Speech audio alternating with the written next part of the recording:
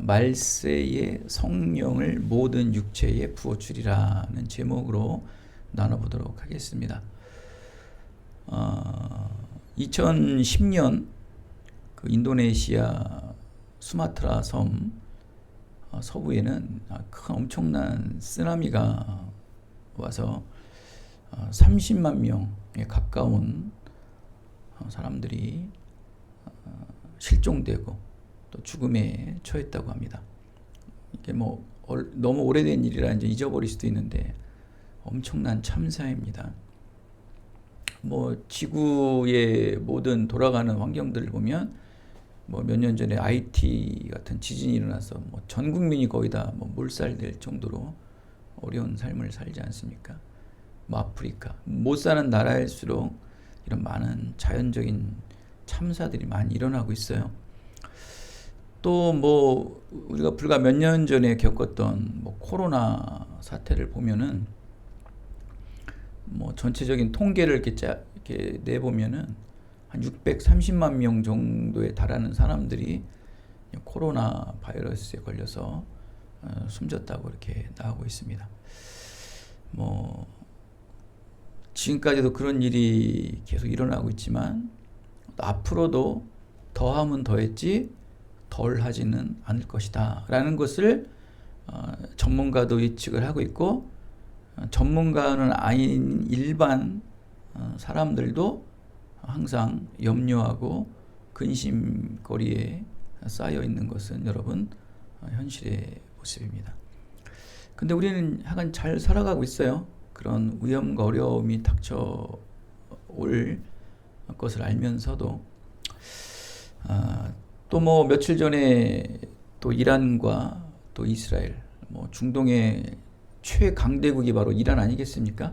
여러분 이란은 우리가 잘 알다시피 페르시아 제국이었습니다. 예전에 그 국민들의 기질이 원체 강해요. 이란 사람들은. 그리고 이란은 또 이 중동의 거의 군사 력 같은 것으로 또 종교 신앙적인 것으로 패권을 잡고 있어요. 굉장히 강한 나라입니다. 이란이라는 나라는. 이라크도 마찬가지고, 그들은 또 원래 기질도 강한데 그들에게는 어떤 석유라는 원유라는 굉장히 큰 경제적 풍요로 인해서 더 강하게 돼 있어요. 그리고 그들은 그 종교의 힘으로 국민들을 쥐었다 폈다 하면서 세계의 어떤 영향력들을 굉장히 미치고 있고, 미국도 함부로 이란은 건들지 못해요.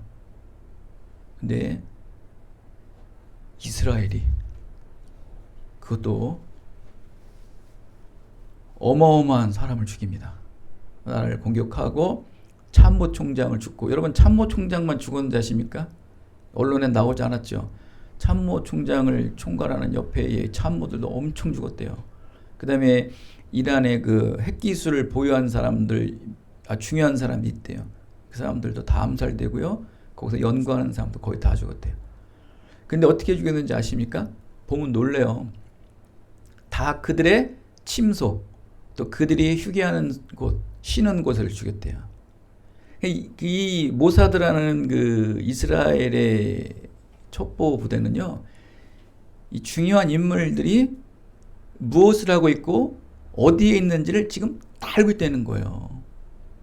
그냥 건물 전체를 폭격해서 죽인 게 아니고 일일이 찾아가서 아주 정밀 타격을 했다는 거예요. 소름 끼치는 일 아닙니까? 이렇게 또 중동 지역에는 전운이 감돌며 앞으로 어떠한 또 큰 화약고가 될지를 모르는 그런 상황에 처해 있는 시대에 우리가 살고 있고, 또 그 여파로 인해서 다음 주서부터 휘발유값이 올라서 여러분 또 운행하고 차를 모는데 또 경제적 비용도 부담하게 될 것입니다. 이렇게 여파가 있어요. 이러한 시대에 우리는 살고 있습니다. 이렇게 주님께서는 말세 징조가 이미 시작되었다.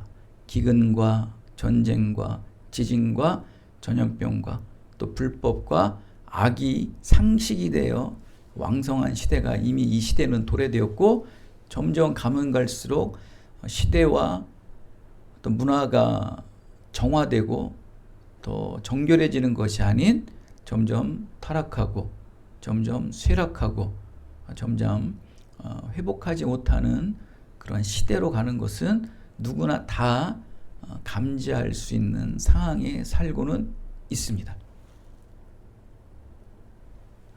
우리 지난주에 사도들이 오순절 성령을 체험한 후에 일어나 서서 소리 높여 말하였다라고 우리가 말씀을 전해 들었는데요. 성령이 임하자 마가다락방에서 합심하여 힘써 기도했던 120명의 제자들이 여러 나라 언어로 방언을 합니다. 근데 놀라운 것은 언어는 다른데 그것을 동일하게 듣고 해석하고 알아듣는다는 거예요. 너무 놀라운 일이 일어났었죠. 그들이 말한 어떤 방언의 내용은 창조와 구원 섭리와 또 하나님의 또 앞으로 도래될 재림의 징조들을 역사하심들을 그들은 방언으로 얘기를 합니다. 이런 모습을 보고 15절 보면 뭐라고 말합니까? 제3신이 오전 9시를 말합니다. 오전 9시에 이 사람들이 취한 것이 아니냐, 아침서부터 이 사람들은 술 먹고 횡설수설하는 거 아니냐 할 정도로 이들은 일반적인 상식적인 행동과 언어가 아닌 좀 독특하고 좀 기이한 모습들을 드러내고 있었다는 것입니다. 그만큼 신비한 일들이 일어나고 있다는 거예요. 16개의 언어, 또 그 이상의 언어로 다양한 사람들이 모여서 막 자기 나라 말로 막 방언을 하고 있는데 그거를 알아들으면서 그 대화를 하고 있다는 거예요. 한 사람은 영어를 쓰고 하나는 스페인어를 쓰고 있는데 서로 다 알아듣는 거예요. 기이한 일들이 일어나는 거죠. 왜 그렇다고 그랬어요? 그들의 모국어는 어디였다고 그랬어요? 천국의 모국어예요. 그들의 모든 본향은 천국이기 때문에 우리의 생체적인 생물학적 기로는 들리는 게 방언으로 들리지만 안에서 의미와 내용은 다 알아듣고 있다는 아주 기이한 일들이 일어나는 거예요. 오죽하면 옆에 주위에 있던 사람들, 믿음이 없는 사람들이 보기에 너희들 술 취한 거 아니냐라고 할 정도의 모습이었다는 거예요. 굉장히 역사적 사실을 성경에 기록하고 있는 것을 우리는 볼 수 있겠죠. 그때 베드로가 일어납니다. 베드로가 소리를 높여 17절에 뭐라고 말합니까? 이 오순절 성령 사건은 술 취한 사람들의 행동이 아닙니다. 그러면서 주변에 있는 사람들에게 이거는 하나님이 영이 임하여 하나님의 구원 섭리를 지금 말로써 선포하고 있는 것입니다. 어디서나 일어나는 일이에요. 지금의 교회 안에서 일어나는 일이겠죠. 영적인 사람들이 모임 안에서 일어나는 일들이 지금 일어나고 있으니까 이것을 믿음 없는 사람들이 보기에는 기이한 현상으로 볼 수 있을 것입니다. 아침 9시서부터 술 취한 모습들을 보이고 이상한 환각 상태 된 사람들이 막 주저주저 떠들면서 막 기뻐하고 있다는 거예요. 그러나 이것은 우리가 잘 알다시피 베드로 사도가 말하는 것처럼 구약성경 요엘서에 오래전에 예언되었던 종말의 시작을 알리는 사건일 뿐입니다. 즉 베드로 사도가 말하는 요지는 무엇입니까? 지금 너희들이 보기에 기이한 일이고 신비하고 정말 회개망측한 일은 구약성경 요엘서에 기록되어져 있는 예언의 말씀이 지금 바로 너희들이 보고 있는 이 사건이 맞대는 거예요. 이 일이 시작됐다는 거예요. 즉 이것을 성경적으로 신학적으로 말하면 말세가 이제 시작되었다. 요엘의 예언이 현실 속에서 일어날 때 그 뭐라고 말합니까? 말세는 시작된다고 말씀하는 거거든요. 구약에 있는 예언서가 맞아 떨어지는 것은 이제 종말의 시대로 가고 있다는 거예요. 말세에 내가 내 영으로 내 육체에게 부어주리라. 하신 예언의 말씀이 실제 현실의 일상 중에 일어나고 있는 거예요. 말세에 내가 내 영 성령으로 모든 육체에게 부어주리라. 성령이 모든 육체에게 부어줄 때 말세는 시작되는 거구나. 이 문자적인 말씀이 현실 속에 그대로 일어나는 거예요. 120 문도들이 성령으로 막 방언을 얘기하니까 하나님의 영이 임하여 말을 하니까 야, 이건 말세가 시작됐구나. 여러분, 기독교에서 말세는 단순한 심판의 공포의 대상이 아닙니다. 말세라는 것은 여러분, 말세라는 맨 마지막 궁극적인 마지막 끝이 왔으면 심판이 있겠지만 말세의 시작은 즉 하나님께서 일하는 시작이다. 말세의 시작은 하나님이 일하시는 시대의 시작이다. 즉 초대교회의 120문도들이 요엘서의 말씀이 성취되었을 때 말세는 시작됐다고 그렇지 않습니까? 이것은 다시 말해서 하나님이 일하시는 시대가 시작되었다라는 것으로 우리는 믿으시면 되는 거예요. 그럼 지게 2000년 이후 지금까지도 계속 이어지고 있죠. 말세가 바로 왜 멸망이 돼야 되는데 2000년 동안 계속 말세의 시작이냐는 거예요. 하나님이 일하시는 시대가 지금도 계속 2000년 이후에도 이어지고 있습니다. 지금은 어떤 시대예요? 요엘서의 말씀과 같이 말세의 시대예요. 말세의 시대. 즉 하나님이 일하시는 시대라고요. 하나님이 일하시는 시대라는 거예요. 이렇게 하나님께서는 말세라는 것은 분명히 하나님께 창조를 하셨으면 그 끝이 있다고 말씀하셨어요. 나는 알파요 오메가요 라고 말씀을 하지 않습니까? 창조의 시작이 있으면 재림과 종말의 마지막 심판은 반드시 되는 거예요. 세상의 원리도 그렇지 않습니까? 생명이 날 때가 있으면 죽을 때가 있고, 또 나무를 심을 때가 있으면 또 거둘 때가 있고, 또 입학할 때가 있으면 졸업할 때가 있고, 입사할 때가 있으면은 또 퇴직할 때가 있고, 모든 세상의 원리도 시작이 되면 그 끝은 항상 있어요. 이곳은 이 땅은 천국이 아니지 않습니까? 이 땅은 끝이 있는 유물론적 세상이에요. 반드시 끝은 있어요. 하나님께서 이 땅을 창조하시면서 너희들에게 종말의 심판이 있을 것이다 라고 분명히 말씀을 하세요. 이 땅은 언젠가는 그 때는 하나님만 아시지만 반드시 그 때는 심판의 종말은 반드시 도래가 된다. 근데 그 종말의 시한폭탄의 시계가 이미 요엘서 선지서의 말씀, 성령 강림 사건 이후에 120문도들이 예언을 하면서 이미 그 스위치는 눌려졌다. 지금도 계속 종말의 시계는 타타타 가고 있어요. 이렇게 종말이 되면 여러 징조가 나타납니다. 오늘 이 요엘서에 있는 말씀을 사도행전의 말씀이 그걸 계속 기록되고 있어요. 네 가지로 나타나고 있는데 오늘 이 네 가지 말씀을 한번 해보는 데까지 해보고 나눠보고 6월 달에는 우리가 그 성령의 성령 강림주일이 있지 않습니까? 성령에 대해서 사도행전 2장을 좀 더 세부적으로 좀 분석을 하면서 말씀을 한번 6월 달에는 계속 나눠보도록 하겠습니다. 말세의 그 끝은 이미 다가오고 있는 중이다.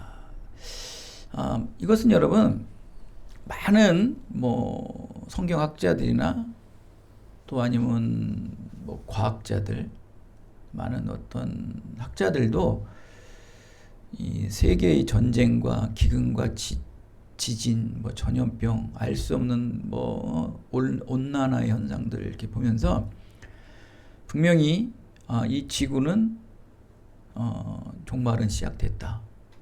회복이 안 될 상황이 되었다라는 것을 이구동성으로 동일하게 다들 말하고 있습니다. 요즘 남극의 그러니까 청정수와 같은 오염되지 않는 남극에도 여기서 고기 어류들을 이렇게 해부를 해보면 미세 플라스틱이 엄청 많이 나오는데 거기서 거기까지도 이게 미세 플라스틱들이 퍼져 있다는 걸 봤을 때 회복이라는 것은 불가능하죠. 뭐 온난화에 대해서 뭐 지구의 온실가스가 계속 늘어나고 아무리 뭐 자연 환경을 해도 막을 수가 없어요. 왜? 중국이나 인도에서 어마어마한 데서 엄청난 대기 환경의 오염으로 선진국들은 산림을 보호하고 탄소들을 막 자제하는데 거기는 뭐 말도 없이 쓰고 우리가 보호한 것 이상의 배출을 하고 오염을 시켜버리니까 지구 온난화는 불가능해요. 그렇게 되면 산업 발달이 없으니까. 참 아이러니한 세상을 사는 거 볼 때 과학자들의 이성적 환경을 딱 봤을 때 불가능하다. 지구는. 지구에 그래서 생체적 나이가 몇 년 남았다라는 사람들도 있어요. 이 정도로 지금 아주 보여지는 환경적인 부분도 종말로 가고 있다는 것을 다 믿음 없는 사람들도 밝혀내고 있는데 또 우리가 또 인간들의 삶들의 모습을 봐서도 악이라는 것들이 예전에는 이런 죄만 일어났어도 막 신문, 방송에서 언론들에서 뭐 대서특필하고 이런 죄로 인해서 뭐 나라가 혼란스러울 정도로 지금은 그런 죄가 일어나도 그냥 너무 일상적인 경범죄가 돼버린 거예요. 그 잔인한 죄가.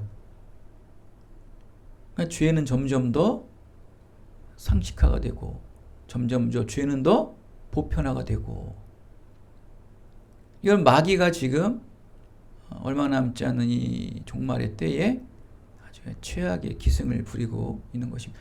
죄가 상식이 되고 있어요. 죄를 어떻게 하면은 물질이라는 어떤 유물론적 그러한 가치로서 계속 뭘 하고 있어요? 합리화하고 상식화하고 있어요. 그러니까 세상의 모든 어떠한 신념과 이념과 철학으로 평균화하고 있어요. 죄를 평범하게 만들고 있어요. 무서운 세상이 도래되었습니다. 살인을 저도요 돈으로 해결을 해요. 다들. 아니면 뭐 어마어마한 죄를 져도 이제 나중에는 그 법관까지도 매수해서 죄를 안 주는, 죄가 기소유예로 없게 되는 사건으로 다반사로 세상의 곳곳에서 여러분 일어나고 있습니다. 여러분 죄를 흐리게 하는 거죠. 죄를 자꾸 희석하는 거예요. 악을 자꾸 희석하는 거. 악도 우리가 만들 수 있다. 악이 악을 쓰고 있는 거죠 지금. 그만큼 이 종말은 여러 곳곳에서 다 일어납니다. 우리도 예비 종말의 사람들이에요. 여러분 한 주 동안 얼마나 많은 사람들이 개인적 종말을 맞이했을까요? 우리는 알 수는 없지만 제가 일하는 일터 속에서도 5월달에 뭐 수많은 사람들이 생명을 잃었다고 그러지 않습니까? 1년에 한 번 있을까 말까 한 것이 뭐 4건 5건이 그냥 5월 한 달에 일어나고 있었어요. 또 6월달 초에는 또 우리 산모님 아는 또 친척분이 고독사를 당했어요. 나이 60 중반인데 사회복지사가 나중에 시신이 부패한 걸 발견했대요. 그 정도로 고독사를 당한 거예요. 그런 일도 있었고 얼마나 많은 개인적 종말이 많이 이루어지겠습니까? 우리도 저와 여러분들도 종말의 예비자들이에요. 잠언서 27장에 보면은 너는 내일 일을 자랑하지 말라. 하루 동안에 무슨 일이 날지는 내가 알 수 없느니라. 잠언서 27장 1절에 나와요. 내일을 장담하지 말래요. 내가 하루 동안에 무슨 일이 일어날 줄 아냐는 거예요. 지금 오늘 이후에 예배 이후에 어떤 일이 일어날 수 있냐는 거예요. 모르는 거예요. 장담하지 말래요, 여러분. 그만큼 우리는 종말의 예비자들이다. 이효령 박사는 암으로 죽기 직전까지 아주 기력이 또렷했어요. 찌르는 아주 그냥 날카로운 목소리로 사회를 보고 또 또 인간애를 강조하면서 그가 과연 시한부 죽음을 맞이한 사람이 맞는가 할 정도로 아주 명료한 지성으로, 명료한 또 분별력으로 사회와 또 인간애를 역설했던 분이었습니다. 그의 마지막 인생의 수업을 취재한 이 김지수 작가는 그런 모습을 보고 놀랬다고 합니다. 선생님, 어떻게 그런 기백과 호랑이가 포효하는 소리를 아직도 지니고 계십니까? 라고 질문했던 거예요. 맨 마지막 이제 취재를 할 때. 그때 이어령 교수는 이렇게 말했다고 합니다. 나는 매일 죽음을 맞이하는 종말론적 삶을 평생 살아왔어. 늘 오늘이 마지막인 것처럼 모든 것을 내려놓고 언제든 메멘토 모리, 죽음을 생각하며 편하게 살았어. 오늘 하나님께서 오늘이라는 하루를 주셨으니 하나님을 찬양하며 오늘 하나님이 주신 일을 하면서 매일 즐겁고 평화롭게 살기 때문에 지금 이렇게 죽음 앞에서도 말할 수 있는 거야 라고 얘기를 했대요. 역시 큰 사람의 말은 뭐가 달라도 달라요. 그는 이미 죽음을 초월했대요. 메멘토 모리라고 하면서 늘 죽음을 생각하며 나에겐 내일이 없다. 오늘이란 삶밖에 없다. 이 주어진 삶을 마지막인 것처럼 다 쏟아 놓으면서 살았다고 합니다. 늘 그의 모든 인생 삶 속에서는 죽음. 우리 잠언서 27장에 있는 말처럼 내일 일을 자랑하지 말라. 하루 동안에 무슨 일이 일어날 줄 네가 알 수 있겠느냐 하는 마음으로 최선을 다해 살았다. 그러니까 내가 이렇게 내일 일은 없으니까 오늘 내가 나에게 이런 기회를 줬으니까 내가 쏟을 수 있는 것은 다 그냥 다 쏟아낸다는 거야. 그러면서 편안함을 하루하루의 삶을 살았다고 합니다. 여러분, 개인적 종말은 내일 올지 모레 올지 아무도 모릅니다. 죽음을 생각하는 메멘토 모리, 매일같이 죽음을 생각하며 늘 오늘이 마지막인 것처럼 모든 것을 내려놓고 종말론적 삶을 여러분 살아야 돼요. 특히 그리스도인들은 이 종말론적 삶을 놓쳐버리면요, 세상에 너무 빠져버려요. 세상에 너무 발을 담궈버리면요, 이 종말론적 삶을 부정하게 되는 거예요. 죽기가 싫은 거예요. 세상이 너무 각박할 때 항상 이 종말론적 신앙으로 빨리 돌아와야 돼요. 교회도, 모든 이 땅의 교회들도 이 종말론적 설교로 성도들에게 소망을 늘 불러일으켜 줘야 된다는 거예요. 그래야 지금 지지고 사는 이 삶 속에서 여유롭게 되는 거예요. 여유로운 삶, 자유로운 삶을 살아야 돼요. 뭐가 그렇게 중요합니까? 중요하죠. 중요하지만 너무 몰두하면 안 돼요. 너무 몰두하면 건강이 안 좋아요. 아무리 좋은 것도 너무 몰두하면 건강이 안 좋아요. 적당히 여유를 부리고 자유로운 삶. 제가 그래서 늘 여러분에게 특히 강조를 많이 하는 게, 여러분 잘 모르더라고요, 저에 대해서. 어떤 일을 너무 몰두하면요, 저는 항상 그만둘 생각을 해요. 제가 사모님한테도 처음에 일을 시작할 때 너무 열심히 하니까 그만둬라. 너무 일을 열심히 하면 안 보여요, 그 일밖에. 그 일을 더 오래 하고 즐겁고 재밌게 하려면 거기서 벗어나야 된단 말이에요. 인생의 삶도 마찬가지예요. 풍요의 삶을 살건 높은 자리의 위치의 삶을 살건 항상 종말론적 삶, 내일의 삶은 없다. 우리 언제든지 하나님께서 부르면 나는 갈 것이다 라는 삶으로 살아가면 너무 집착을 안 한다는 거예요. 우리가 요새 말씀을 나눴지만 야곱이 누구에 집착을 했어요? 첫째 아들이 아니고 이제 그 라헬의 아들 누구죠? 요셉에 집착하고 그 요셉을 이제 잃어버리게 되니까 또 누구에게 집착을 합니까? 베냐민에게 또 집착을 하지 않습니까? 그렇죠? 그가 집착을 할 때 어떤 일이 일어나던가요? 가정에 죄라는 엄청난 마귀, 이 죄라는 그늘이 그 가정을 완전히 뒤덮고 있었죠. 그러니까 자식과 아버지와의 관계가 정직하지가 않은 거예요. 그러니까 그 가정에 늘 불신과 의심과 화평이 없는 가정이 된 거예요. 누구 하나로 인해서? 한 사람의 집착으로 인해서. 그러니까 이 모든 세상의 일들 너무 집착하면 안 돼요. 몰두하고 열심히 하는 건 당연한 거예요. 그건 그리스도인으로서. 언제든지 내가 여기를 그만둬야 된다. 언제든지 내가 나올 수 있다라는 늘 이 메멘토 모리의 정신으로, 메멘토 모리의 그런 마음으로 모든 일을 하셔야 돼요. 이게 어디서 기인이 되냐면 바로 종말론적 삶을 그리스도인들 이미 종말은 시작됐잖아요. 언제? 요엘의 말씀이 성취된 이 120문도들이 이혼했을 때 시작됐잖아요. 그 종말의 삶을 우리는 살고 있는데 아니야, 나에겐 그 종말이 안 와 라면서 끊임없이 세속적이고 인본적으로 살아가는 거예요. 신앙은 없는 거죠. 거기서 지지고 볶는 곳에서 아무리 신앙을 찾아보십시오. 똑같아져요.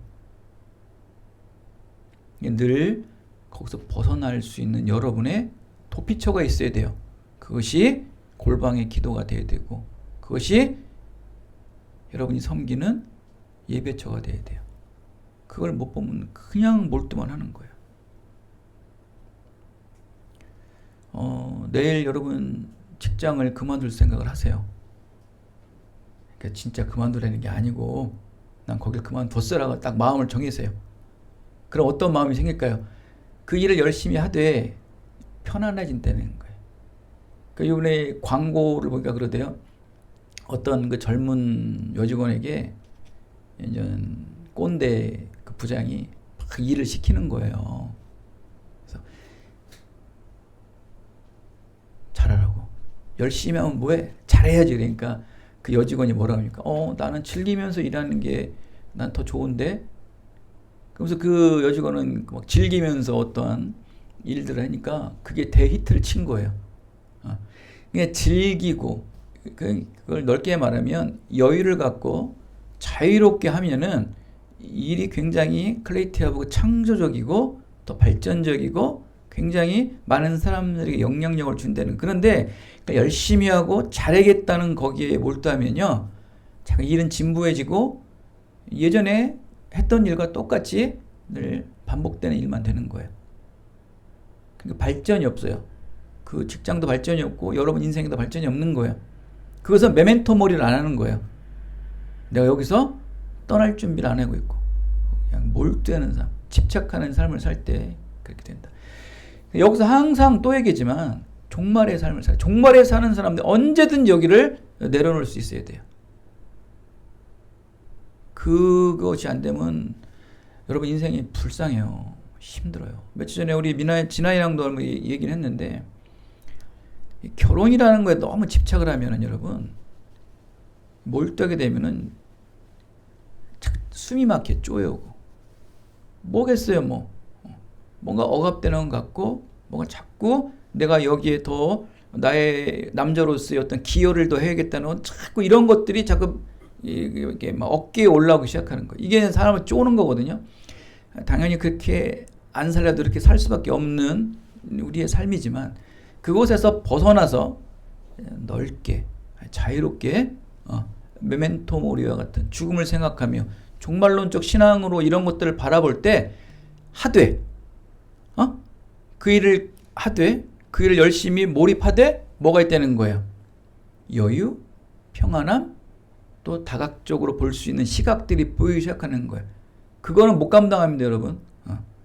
결국 궁극적으로 사람들이 이렇게 부딪혔을 때 뭐 서울대 나온 사람이나 아니면 뭐 수도권에 있는 대학에 나온 사람이나 처음에는 좀 차이가 날 수 있으나 마지막에 이 마음을 가지고 있는 사람들, 자유함과 여유로움을 가지고 있는 사람들과 궁극적으로 만나면 누가 이기는지 아십니까? 이 사람이 이기는 거예요. 학력과 스펙을 초월하는 이런 크리에이티브한 여유로운 마음의 사람 못 이겨요. 보십시오. 그런 사람들이 지금도 많지는 않지만 각계에 한두 명씩 나와요. 두드러져. 이런 사람들이 사회의 1, 2%가 돼가지고 어떤 분야들을 지금 진두지휘가 있지 않나요? 여러분 이재명 대통령 같은 경우에도 학교도 제대로 나오지 못하고 검정고시로 서울대도 아닌 중앙대학교, 중앙대 뭐 나쁜 대학은 아니지만 중앙대학교 나와서 대통령이 돼요. 엄청난 거. 그 사람은 보는 시각이 다른 거예요. 뭐 이념과 이런 것들 떠나서 사상을 떠나서 보는 시각이 다른 거. 이런 사람들이 세상을 주도하는 거예요, 여러분. 서울대 사람 서울대 나온 뭐 그냥 자기가 호령하잖아요. 여러분도 그럼 우리에게 엄청난 그 신앙의 유산이 있잖아요. 바로 종말론적 신앙. 이 종말론적 신앙이 이 세상을 집착하지 않게 한다는 거예요. 늘 오늘이 마지막인 것처럼 모든 것을 내려놓고 자유롭고 평안한 마음을 살아라. 이런 사람들은 못 감당합니다. 못 감당. 그게 뭐냐면 이런 거예요. 한번 이렇게 하다가 몰두하다가 탁 놔버리잖아요. 이거는 믿음의 사람들 얘기하는 겁니다. 종말론적 사는 사람들은요, 몰두하다가 그냥 던져버려요. 우리의 마음을 골고다 언덕에 던져버리듯이 그냥 탁 던지는 거예요. 그렇게 열심히 하는 네가 왜 던지냐? 왜 던지는 걸까요? 이제 하나님이 지금까지는 제 노력과 열심을 했다면 이제 하나님이 인도해 주시옵소서 던지는 거예요. 그거 보통 어려운 게 아닙니다, 여러분. 수많은 무리들이 따라오고 수많은 제자들이 호산나 호산나 부르는 예수님께서 골고다 언덕에 마음을 던지신 거예요. 그리고 나는 내일 죽으러 간다. 면류관을 쓰시고 가시면류관을 쓰시고 하는 거예요. 그때 완전한 구원은 이 땅에 이루어지죠. 이 믿음의 사람들은 주님과 같은 마음으로 성경의 말씀과 같이 살아야 되는 거예요. 던지는 거예요. 그때 하나님께서 구원을 이루어주시고 하나님께서 여러분의 인생의 문을 열어주시고 던져야 돼요. 작년에 우리도 아파트 들어갈 때 7월 달이면 돈이 아빠가 올 때가 돼요. 나중에 던져버린 거예요. 다. 할 수가 없어요. 정말 할 수 없게 만들어 오셔가지고 던져버린 거예요. 지금도 너무 신비해요. 어떻게 해결했는지도 모르겠어요. 어떻게 해결된지도 모르겠어요. 그 1억이 넘는 금액들. 지금 뭐 수없이 산 거 있잖아요. 몇 천만 원치 산 뭐 가구니 전자제품 3번 남았어요. 3개월만 부으면 일단 끝나 일단. 어떻게 냈는지도 몰라요. 던져야 돼요. 안 던지고 붙잡았으면 우리 못 들어갔어요. 여러분은요 정말 엄청난 기적을 이룬 사람들이에요. 본인들은 모르시네. 우리 같은 형편에 1억이라는 돈이 어디서 나와서 그런 데를 들어갑니까? 5억이 되는 집을. 그 기적을 이루신 분들이 삶 속에 적용을 하네요. 그냥 또 삶에 몰두하고 또 황황에 몰두해가지고 그냥 매몰되어 사니까. 그럼 또 요셉, 야곱과 같은 그러한 서로 간의 불신과 의심과 모함이 있는 가정으로 된단 말이에요. 이거 위험한 거예요, 여러분. 던지세요. 어디에 던지셔야 돼요? 골고다 언덕에 던지시라고요. 십자가에 매달려 계신 예수 그리스도가 매달려 계신 골고다 언덕에 여러분의 모든 것들을 던지시라고요. 그게 종말론적 삶이에요. 종말은 이미 시작됐잖아요. 선포가 됐잖아요. 그리고 그 말씀이 성취됐잖아요. 요엘의 말씀이 선포가 됐잖아요. 이미 시작된 거. 시작된 지가 벌써 2000년이 됐어요, 여러분. 2000년이 됐는데 아직도 여러분은 종말론적 삶을 아니라고 우기시면 어떡하십니까? 삶 속에 증명을 하셔야죠. 죽음을 생각하세요. 죽음을 생각하라는 건 죽으라는 게 아니에요. 그만큼 뭐 할 수 있다는 거예요? 하나님을 위해 내어 던질 수 있다. 그러한 믿음이 여러분의 삶, 여러분의 가정, 여러분의 모든 일상 속에서 동일하게 적용이 되는 거예요. 그러니까 여러분 말씀과 신앙이 삶 속에 적용이 되려면 말씀과 신앙을 굳건하게 의심하지 말고 믿어야 되는 거예요. 그게 믿어져야 삶 속에 적용이 되잖아요. 던지세요. 그러면서 이 말세가 되면 여러 가지 징조가 나타나는데 뭐 오늘은 이걸 다 할 수가 없어요. 오늘 뭐 요엘 선지자가 예언하고 베드로가 말세 이 특징들, 남녀가 차별 없이 하나님의 말씀을 선포한다.